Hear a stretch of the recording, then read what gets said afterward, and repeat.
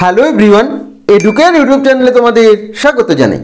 এর আগের ভিডিওতে আমরা এবিটিএ মাধ্যমিক টেস্ট পেপারের 1084 নম্বর পেজে ইতিহাসের সাজেশনের 4 নম্বরের যে প্রশ্নগুলি দেওয়া রয়েছে সেই প্রশ্নগুলির 1 দাগ থেকে 10 দাগ পর্যন্ত প্রশ্নের উত্তর আলোচনা করেছি। আজকের ভিডিওটি সেই ভিডিওরই পার্ট 2, অর্থাৎ আজকের ভিডিওর মাধ্যমে 1084 নম্বর পেজের ইতিহাসের সাজেশনের 4 নম্বর প্রশ্নগুলির 11 দাগ থেকে 23 দাগ পর্যন্ত যে প্রশ্নগুলি রয়েছে সেই প্রশ্নের উত্তরগুলি আলোচনা করব। তাই ভিডিওটি তোমাদের জন্য কিন্তু ভীষণ গুরুত্বপূর্ণ। যারা এই বছর মাধ্যমিক পরীক্ষা দেবে তোমাদের জন্য কিন্তু ভীষণ গুরুত্বপূর্ণ ভিডিও। তোমরা ভিডিওটা প্রথম থেকে শেষ পর্যন্ত অতি অবশ্যই দেখো। আমি অত্যন্ত সহজ সরলভাবে ইতিহাসের 4 নম্বরের প্রশ্নগুলির উত্তর আলোচনা করেছি। তোমরা মনোযোগ সহকারে দেখো, তাহলে কিন্তু প্রশ্নের উত্তরগুলি নিয়ে তোমাদের কোনো সমস্যা হবে না এবং এই আলোচনা থেকে উত্তরগুলি তোমাদের প্রস্তুত হয়ে যাবে। আগের ভিডিওটির লিঙ্ক আমি ডেসক্রিপশন বক্সে দিয়ে দিচ্ছি। এই ভিডিও শেষে গিয়ে অবশ্যই কিন্তু সেই ভিডিওটিও দেখে নিও, তাহলে ইতিহাসের 4 নম্বর প্রশ্ন নিয়ে তোমাদের আর কোনো সমস্যা থাকবে না। এছাড়াও মাধ্যমিকের বিভিন্ন সাবজেক্টগুলির অর্থাৎ এবিটিএ টেস্ট পেপারের বিভিন্ন সাবজেক্টগুলির আলোচনার ভিডিওগুলি আমি একটি প্লে লিস্ট তৈরি করেছি। সেই প্লে লিস্টের লিঙ্কও আমি ডেসক্রিপশন বক্সে দিয়ে দিচ্ছি। তোমরা অতি অবশ্যই প্লে লিস্টটিও গিয়ে দেখে নিও, তাহলে ইতিহাস ভূগোল নিয়ে আর কোনো সমস্যা তোমাদের হবে না। তো চলো শুরু করা যাক আজকের ভিডিওটি। এবিটিএ মাধ্যমিক test paper subject history page number 1084 বিভাগ ঘ 7-8টি বাক্যে উত্তর দাও, প্রতিটি প্রশ্নের মান 4, কোয়েশ্চেন নাম্বার 11 থেকে 23 পার্ট 2। অর্থাৎ এই ভিডিওর মাধ্যমে 1084 নম্বর পেজে এবিটিএ টেস্ট পেপারের 11 থেকে 23 নম্বর যে প্রশ্নগুলি রয়েছে সেই প্রশ্নগুলির উত্তর আলোচনা করা হয়েছে। প্রতিটি প্রশ্নের মান কিন্তু 4। 11 নম্বর প্রশ্ন, জাতীয় শিক্ষা আন্দোলন সম্পর্কে যা জানো লেখো। এটির উত্তর, ব্রিটিশ সরকারের শিক্ষা ব্যবস্থার বিরুদ্ধে 1906 খ্রিস্টাব্দে বাংলায় জাতীয় শিক্ষা পরিষদ গঠনের মাধ্যমে জাতীয় শিক্ষা আন্দোলন শুরু হয়। জাতীয় শিক্ষা আন্দোলনের প্রেক্ষাপট ছিল নিম্নরূপ: বয়কট আন্দোলন। লর্ড কার্জন 1905 খ্রিস্টাব্দে বঙ্গভঙ্গ করলে তার বিরুদ্ধে বয়কট আন্দোলন শুরু হয়। জাতীয় নেতৃবৃন্দ ব্রিটিশ সরকার কর্তৃক প্রতিষ্ঠিত কলকাতা বিশ্ববিদ্যালয়কে গোলদিঘির গোলামখানা বলে ব্যঙ্গ করে ছাত্রদের এই প্রতিষ্ঠান ত্যাগ করার আহ্বান জানান, কারণ দিঘির সন্নিকটে প্রতিষ্ঠিত এই বিশ্ববিদ্যালয় প্রধানত ব্রিটিশদের অফিস আদালতের কেরানি তৈরি করত। এর পরের পয়েন্ট, শিক্ষাক্ষেত্রে বিকল্প উদ্যোগ। স্বদেশী আন্দোলনের সময় বিদেশি সবকিছু বয়কট করে এর বিকল্প হিসাবে দেশীয় জিনিসপত্রের ব্যবহার শুরু হয়। বিভিন্ন শিক্ষাবিদ বিদেশি শিক্ষা ব্যবস্থার বিকল্প হিসাবে স্বদেশী ধাঁচের এই জাতীয় শিক্ষা ব্যবস্থা গড়ে তোলার উদ্যোগ নেন। সম্ভবত প্রসন্ন কুমার ঠাকুরই সর্বপ্রথম জাতীয় শিক্ষা কথাটি ব্যবহার করেন। পরের পয়েন্ট, জাতীয় শিক্ষা আন্দোলনের ব্যক্তি। স্বদেশী আন্দোলনের সময় বাংলায় জাতীয় শিক্ষা আন্দোলন ছড়িয়ে পড়ে। 1905 খ্রিস্টাব্দের 16ই নভেম্বর পার্ক স্ট্রিটে 1500 জন প্রতিনিধি নিয়ে এক সভা অনুষ্ঠিত হয়। সেখানে স্বদেশী শিক্ষার প্রসারের উদ্দেশ্যে জাতীয় শিক্ষা পরিষদ গঠনের প্রস্তাব গ্রহণ করা হয়। পরের পয়েন্ট, জাতীয় শিক্ষা পরিষদ গঠন। এই রকম পরিস্থিতিতে ব্রিটিশ সরকারের শিক্ষা ব্যবস্থার বিপরীতে স্বদেশী শিক্ষা ব্যবস্থা গড়ে তোলার উদ্দেশ্যে সত্যেন্দ্রনাথ ঠাকুরের সভাপতিত্বে 1906 খ্রিস্টাব্দের 11ই মার্চ 92 জন সদস্য নিয়ে জাতীয় শিক্ষা পরিষদ প্রতিষ্ঠিত হয়। এবং সবশেষে লিখবে উপসংহার। বাংলার জাতীয়তাবাদী নেতৃবৃন্দ দীর্ঘদিন ধরে জাতীয় আদর্শ অনুসারে শিক্ষাদানের কথা ভাবছিলেন। সেই সময় লর্ড কার্জনের বঙ্গভঙ্গ 1905 খ্রিস্টাব্দ ঘোষণার পরিপ্রেক্ষিতে স্বদেশী আন্দোলনের জোয়ারে জাতীয় শিক্ষা পরিষদ গঠিত হওয়ার সুযোগ আসে। সেই পরিষদই জাতীয় শিক্ষার প্রসারে গুরুত্বপূর্ণ ভূমিকা পালন করে। এইভাবে জাতীয় শিক্ষা আন্দোলন ছড়িয়ে পড়ে। তোমাদের কিন্তু ইতিহাসের প্রশ্নগুলির উত্তর এইভাবেই লিখবে, আমি যেভাবে পয়েন্ট করে করে লিখে দিয়েছি। তোমরা এই যে উত্তরগুলি আমি বলে দিচ্ছি ভিডিওটি পজ করে করে কিন্তু খাতায় লিখে নিও, অথবা কিন্তু ভিডিওটি পজ করে করে উত্তরগুলি ভালো করে পড়ে নিও। এইভাবে উত্তর লিখলে কিন্তু 4 নম্বর প্রশ্ন তোমরা ফুল মার্কস অবশ্যই পাবে। এর পরের প্রশ্ন এই পেজে রয়েছে, সেটি হলো 12 নম্বর প্রশ্ন, ভারত ছাড়ো আন্দোলনে কৃষক শ্রেণীর ভূমিকা কী ছিল। এটির উত্তর, ভূমিকা: ভারতের জাতীয় কংগ্রেসের নেতৃত্ব 1942 খ্রিস্টাব্দের আগস্ট মাসে ভারত ছাড়ো আন্দোলন শুরু করে। বিহার, উত্তরপ্রদেশ, বাংলা, গুজরাট, বোম্বাই, উড়িষ্যা, আসাম, মধ্যপ্রদেশ, মাদ্রাজ প্রভৃতি এলাকায় কৃষক শ্রেণী সক্রিয়ভাবে আন্দোলনে যোগ দিয়ে এই আন্দোলনকে শক্তিশালী করে তোলে। এর উদ্দেশ্য ছিল জমিদার ও সমভাবাপন্ন অর্থাৎ অবস্থাপন্ন কৃষকেরা কংগ্রেসের দৃষ্টিভঙ্গিকে সমর্থন করে এবং জাতীয়তাবাদী লক্ষ্য নিয়ে আন্দোলনে যোগ দেয়।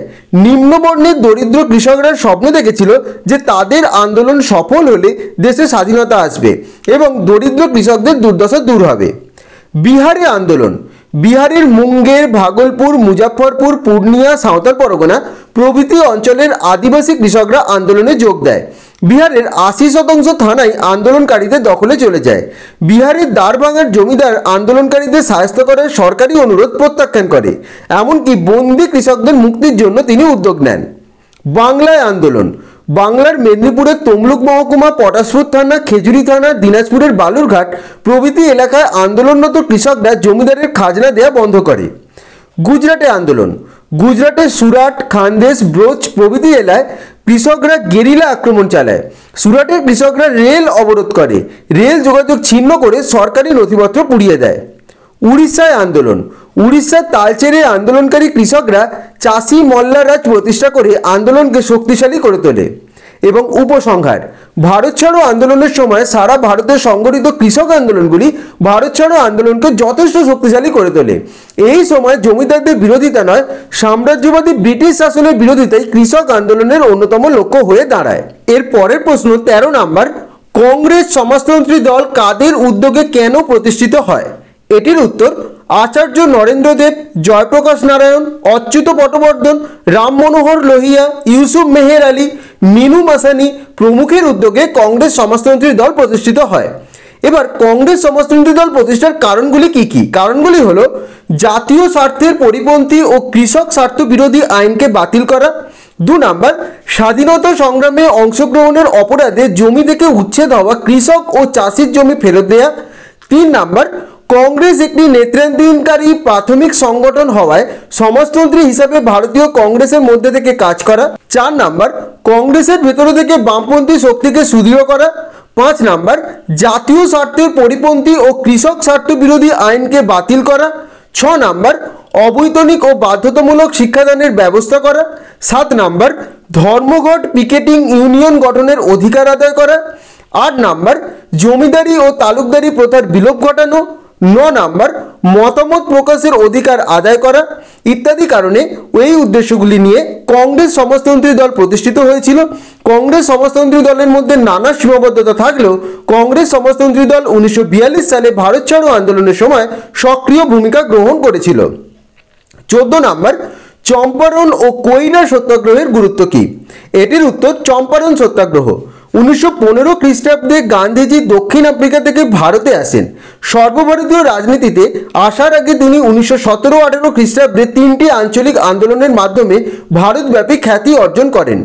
এর মধ্যে চম্পারণ সত্যাগ্রহ ছিল অন্যতম। 1917 খ্রিস্টাব্দে বিহারের চম্পারণে নীলকর সাহেবদের অকথ্য অত্যাচারের বিরুদ্ধে গান্ধীজি যে সত্যাগ্রহ করেছিলেন তাই চম্পারণ সত্যাগ্রহ নামে পরিচিত।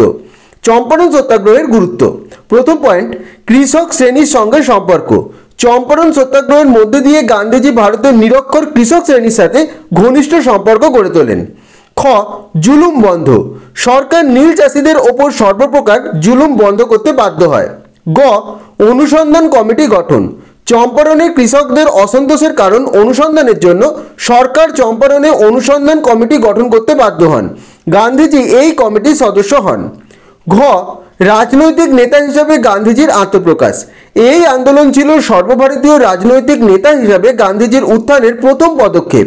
চম্পারণ সত্যাগ্রহের মাধ্যমে ভারতীয় কৃষক সমাজের সাথে গান্ধীজির প্রথম যোগাযোগ গড়ে ওঠে এবং তিনি কৃষকদের অবর্ণনীয় দুঃখ দারিদ্র্যের সাথে প্রত্যক্ষ অভিজ্ঞতা লাভ করেন। উয়া, 3 কাঠিয়া প্রথার বিলোপ। এই আন্দোলনের ফলে ব্রিটিশ সরকার 3 কাঠিয়া প্রথা তুলে দিতে বাধ্য হয়। এবং চ, খাজনা হ্রাস। বর্ধিত খাজনার 20 থেকে 25% হ্রাস করা হয়। এরপর খেদা বা কৈরা সত্যাগ্রহ। 1918 সালের খেদা সত্যাগ্রহ ছিল ব্রিটিশ রাজত্বের সময় মহাত্মা গান্ধী দ্বারা সংগঠিত ভারতের গুজরাটের খেদা জেলায় একটি সত্যাগ্রহ আন্দোলন। এটি ছিল ভারতের স্বাধীনতা আন্দোলনের একটি বড় বিদ্রোহ। এটি ছিল দ্বিতীয় সত্যাগ্রহ আন্দোলন যা আহমেদাবাদ মিল ধর্মঘটের 7 দিন পর শুরু হয়েছিল। বিহারের চম্পারণের সফল সত্যাগ্রহের পর গান্ধী দুর্ভিক্ষ ও প্লেগ মহামারীর কারণে রাজস্ব পরিশোধ করতে অক্ষম কৃষকদের সমর্থন করার জন্য আন্দোলন সংগঠিত করেন। খেদা সত্যাগ্রহের গুরুত্ব। সরকার অবশেষে উভয় পক্ষের সাথে একটি সম্মানজনক চুক্তি পালন করতে চেয়েছিল। প্রশ্নযুক্ত বছরের জন্য ট্যাক্স এবং পরবর্তী স্থগিত করা হবে এবং এর হার বৃদ্ধি ক্রমশ হ্রাস করা হবে। যখন সমস্ত বাজেয়াপ্ত সম্পত্তি ফেরত দেওয়া হবে। বাজেয়াপ্ত জমিগুলো তাদের ন্যায্য মালিকদের কাছে ফেরত দেওয়ার জন্যই মানুষ ঐক্যবদ্ধভাবে কাজ করেছে। যারা দখলকৃত জমি কিনেছিল তারা তাদের ফিরিয়ে দিতে বাধ্য করেছিল, যদিও ব্রিটিশরা আনুষ্ঠানিকভাবে বলেছিল যে তারা ক্রেতাদের পাশে থাকবে। এর পরের প্রশ্ন 15 নাম্বার, ভারতের শ্রমিক আন্দোলনের গোড়াপত্তন কিভাবে হয়? এটির উত্তর ভূমিকা। 19 শতকের শেষ দিকে ভারতে বিভিন্ন শিল্প কারখানা গড়ে উঠলে কারখানার কাজে নিযুক্ত একটি শ্রমিক শ্রেণীর উদ্ভব ঘটে। শ্রমিক শ্রেণী 20 শতকে বিভিন্ন কারণে আন্দোলন শুরু করে, যেমন কম মজুরি।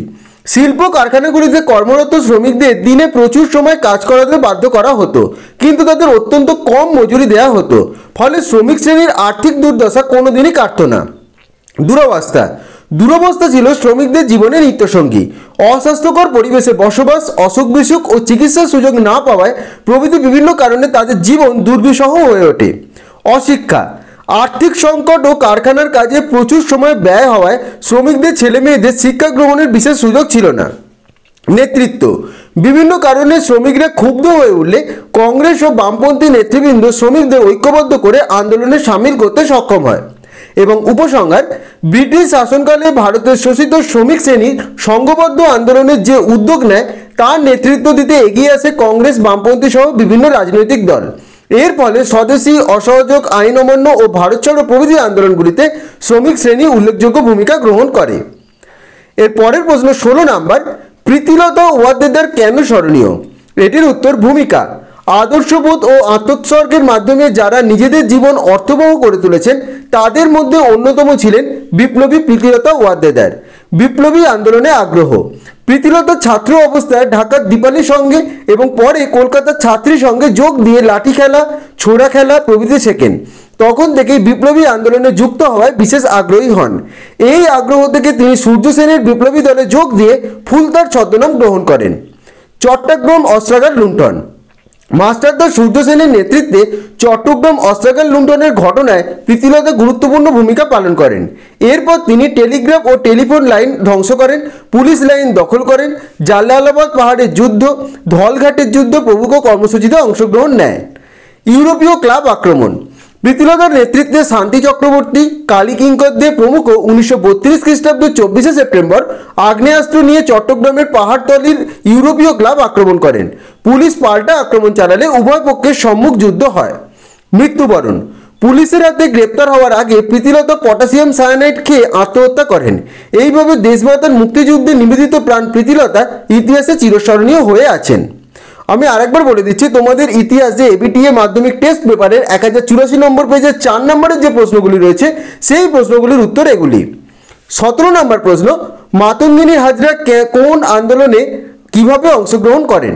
এটির উত্তর, মাতঙ্গিনী হাজরা 1870 খ্রিস্টাব্দে মেদিনীপুর জেলার তমলুকের একটি দরিদ্র কৃষক পরিবারে জন্মগ্রহণ করেন। আর্থিক সংকটের জন্য তিনি শিক্ষা গ্রহণ করতে পারেননি। মাত্র 18 বছর বয়সে নিঃসন্তান অবস্থায় বিধবা হন। আন্দোলনে অংশগ্রহণ। মাতঙ্গিনী হাজরা 1905 খ্রিস্টাব্দে বঙ্গভঙ্গ বিরোধী আন্দোলনে এবং 1932 খ্রিস্টাব্দে আইন অমান্য আন্দোলনে সক্রিয়ভাবে অংশগ্রহণ করেন। আইন অমান্য আন্দোলনে যোগ দিয়ে তার 6 মাসের কারাদণ্ড হয়। জেল থেকে মুক্তি পেয়ে তিনি কংগ্রেসে যোগ দেন। থানা অভিযান। 1942 খ্রিস্টাব্দে ভারত ছাড়ো আন্দোলন শুরু হলে 73 বছরের বৃদ্ধা মাতঙ্গিনী হাজরা ওই বছর 29শে সেপ্টেম্বর মেদিনীপুরের তমলুক থানা অভিযানে নেতৃত্ব দেন। পুলিশের প্রতিরোধে অপেক্ষা করে তিনি মিছিলের অগ্রভাগ থেকে বন্দে মাতরম ধ্বনি দিতে দিতে এগিয়ে চলেন। মৃত্যু। 144 দ্বারা অমান্য করে পুলিশ মাতঙ্গিনী হাজরার ওপর গুলি চালায়। গুলিবিদ্ধ হয়েও তিনি বন্দে মাতরম ধ্বনি দিতে দিতে ত্রিবর্ণ রঞ্জিত পতাকা হাতে নিয়ে সামনে এগিয়ে চলেন। অবশেষে তিনি মাটিতে লুটিয়ে পড়েন এবং তার মৃত্যু হয়। তিনি ইতিহাসে গান্ধীবুড়ি নামে অমর হয়ে আছেন। উপসংহার। ভারতের স্বাধীনতা আন্দোলনের ইতিহাসে মাতঙ্গিনী হাজরার আত্মোৎসর্গ স্বর্ণাক্ষরে লেখা থাকবে। স্বদেশের জন্য মাতঙ্গিনী হাজরার মৃত্যুবরণের দৃষ্টান্তকে সামনে রেখে বাংলায় তাম্রলিপ্ত জাতীয় সরকার মানুষকে ব্রিটিশ বিরোধী আন্দোলনে উদ্বুদ্ধ করেছিল। এর পরের প্রশ্ন 18 নাম্বার, বীণা দাস স্মরণীয় কেন?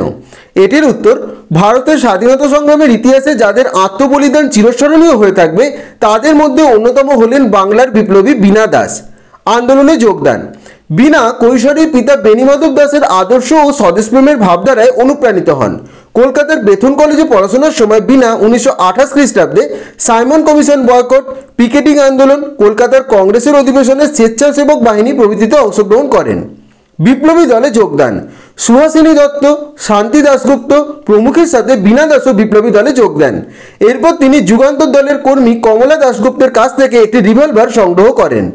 জ্যাকসনকে গুলি, কলকাতা বিশ্ববিদ্যালয়ের সমাবর্তন অনুষ্ঠানে গভর্নর স্ট্যানলি জ্যাকসন বক্তৃতা দিতে শুরু করলে বীণা দাস তাকে লক্ষ্য করে গুলি চালাতে থাকেন, কিন্তু তিনি লক্ষ্যভ্রষ্ট হন।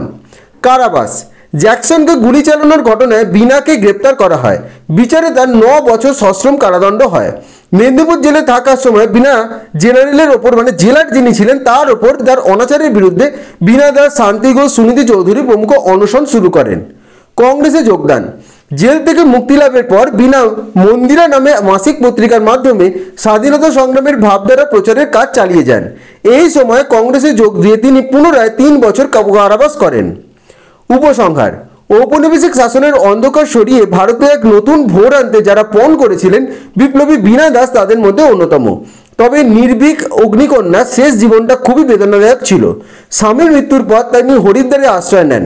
সেখানে 1986 সালের 26শে ডিসেম্বর সহায় সম্বলীন অবস্থায় পথের ধারে মৃত্যুবরণ করেন। এর পরের প্রশ্ন 19 নাম্বার, পুনা চুক্তি স্বাক্ষর হওয়ার পর কিভাবে গান্ধীজি আম্বেদকর বিতর্কের অবসান হয়? এটির উত্তর, ভারতের দলিত শ্রেণীর অধিকার ও মর্যাদা প্রদানের বিষয়কে কেন্দ্র করে কংগ্রেস নেতা মহাত্মা গান্ধী ও দলিত সম্প্রদায়ের নেতা ডক্টর ভীমরাও আম্বেদকর এর মধ্যে তীব্র মতভেদ দেখা যায়।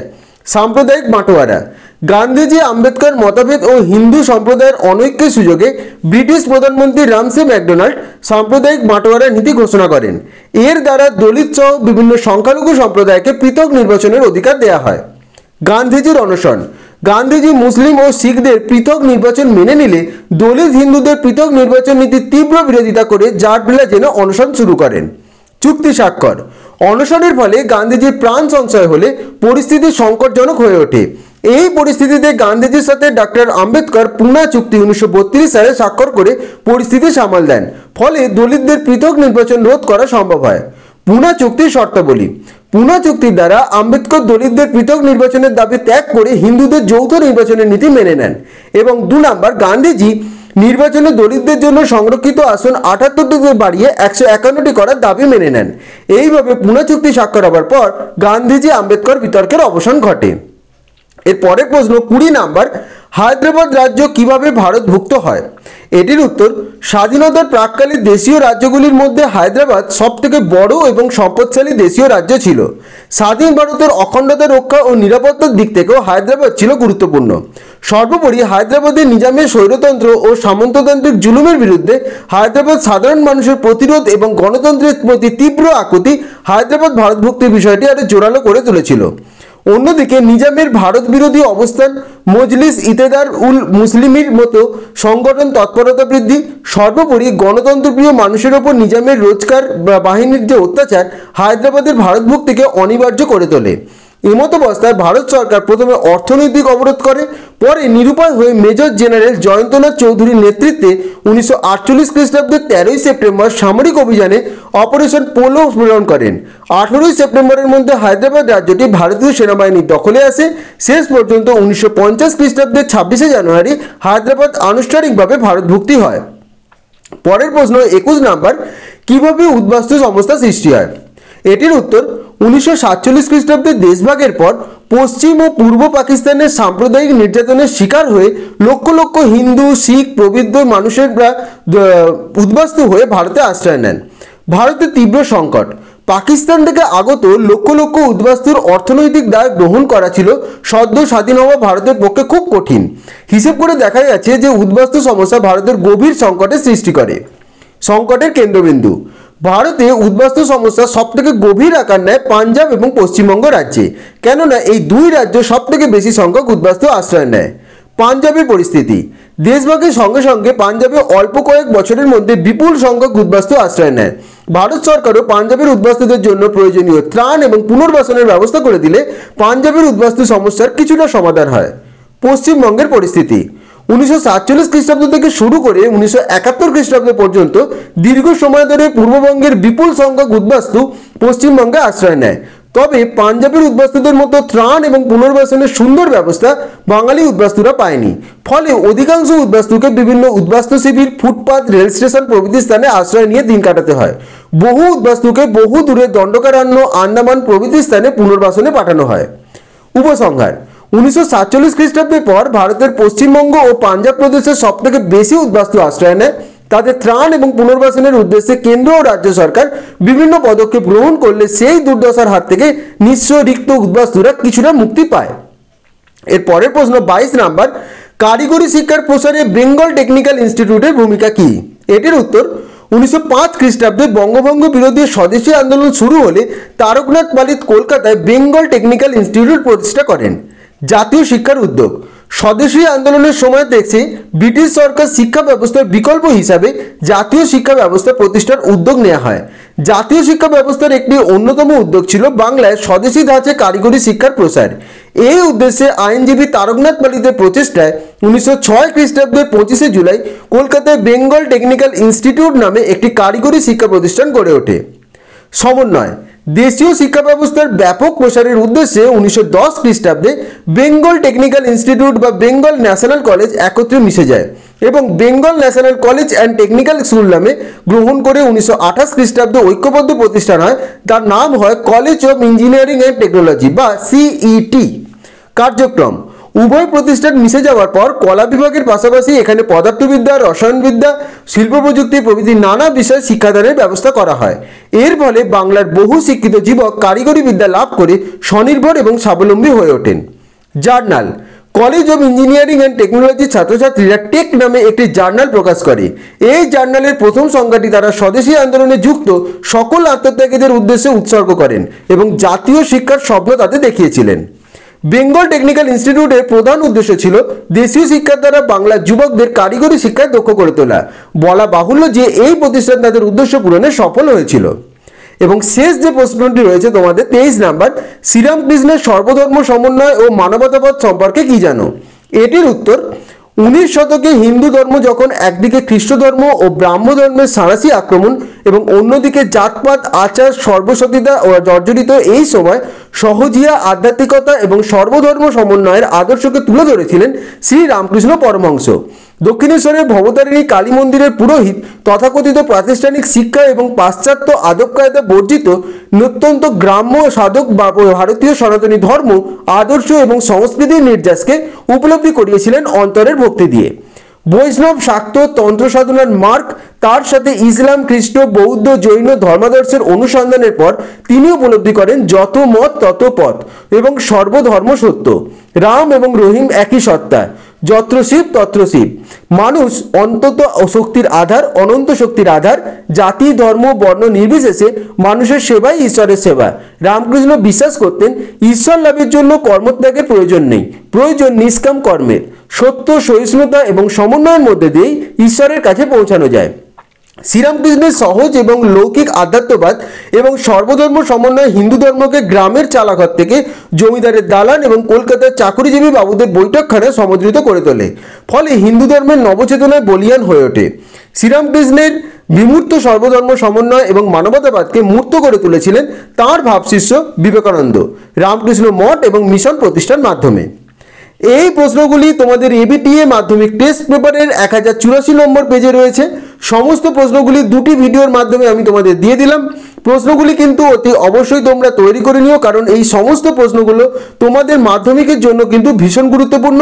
ভিডিওটি দরকার পড়লে আরেকবার তোমরা দেখে নাও বা ভিডিওটি পজ করে করে স্ক্রিনশট নিয়ে নাও বা প্রশ্নের উত্তরগুলি খাতায় লিখে নাও, কারণ এই প্রশ্নগুলির মধ্যে কিন্তু অবশ্যই তোমরা কমন পেয়ে যাবে এবং প্রশ্নের উত্তরগুলি আমি অত্যন্ত সহজ সরলভাবে তৈরি করে দেওয়ার চেষ্টা করেছি যাতে তোমাদের কোনো সমস্যা না হয়। ভালো করে তোমরা একবার দেখে নিলেই তোমাদের প্রশ্নের উত্তরগুলি মনে থেকে যাবে এবং এইভাবে ইতিহাসে যদি প্রশ্ন লেখো তাহলে 4 নম্বর প্রশ্ন কিন্তু ফুল মার্কস তোমরা অবশ্যই পাবে। এবং তোমাদের দরকার পড়লে ভিডিওটি আরেকবার দেখে নাও। প্রত্যেকটি 4 নম্বরের প্রশ্ন অর্থাৎ এই 23টি প্রশ্নই তোমাদের মাধ্যমিকের জন্য কিন্তু ভীষণ গুরুত্বপূর্ণ। এর মধ্যে থেকে অবশ্যই তোমরা কমন পেয়ে যাবে। তো আশা করছি আজকের ভিডিওটি তোমাদের ভালো লেগেছে এবং আজকের ভিডিওর মাধ্যমে ইতিহাসে তোমাদের 4 নম্বরের প্রশ্নের উত্তরগুলি তোমরা পেয়ে গেলে। তোমাদের এবিটিএ মাধ্যমিক টেস্ট পেপারের 1084 নম্বর পেজে 4 নম্বরে যে প্রশ্নগুলি রয়েছে সমস্ত প্রশ্নের উত্তরই কিন্তু আমি এই ভিডিওর মাধ্যমে তোমাদের দিয়ে দিলাম। তোমরা এই উত্তরগুলি কিন্তু অবশ্যই প্রস্তুত করে নিও, কারণ এই প্রশ্নগুলিও তোমাদের জন্য কিন্তু ভীষণ গুরুত্বপূর্ণ। তাই এই ভিডিও নিয়ে যদি তোমাদের কোনো কোয়েশ্চেন থেকে থাকে বা কোনো জায়গায় বুঝতে অসুবিধা হয়ে থাকে অবশ্যই আমাকে কমেন্ট করে জানাবে, আমি তার উত্তর তোমাদের যথাযথভাবে দিয়ে দেবো। এবং ভিডিওটি ভালো লেগে থাকলে অবশ্যই ভিডিওটি লাইক এবং শেয়ার করে দিও এবং চ্যানেলটি অবশ্যই সাবস্ক্রাইব করে দিও। সকলে ভালো থেকো।